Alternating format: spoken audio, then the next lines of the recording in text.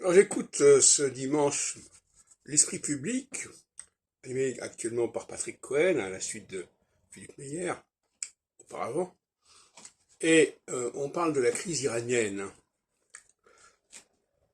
Et cette crise iranienne, qui correspond en gros à l'arrivée, la dernière crise iranienne j'entends, correspond à l'arrivée de Saturne dans la phase équinoxiale, d'ici quelques mois, est assez caractéristique de cette montée du féminin.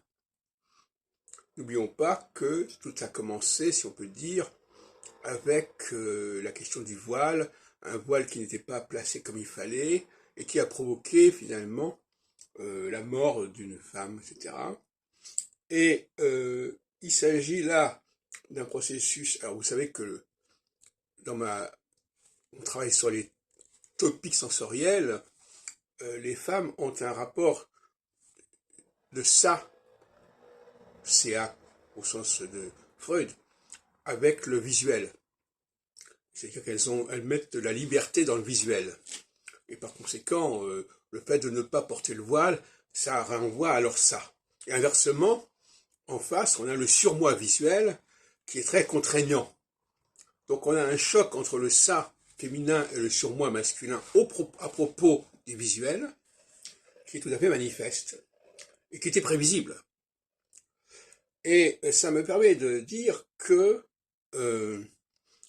les gens qui se méfient de l'astrologie, qui méprisent l'astrologie, et qui racontent que de toute façon on voit bien ce qui se passe, il leur échappe quelque chose, c'est qu'ils savent ce qui se passe, mais ils ne savent pas combien de temps ça va durer, et ils ne savent pas combien de temps ça va continuer.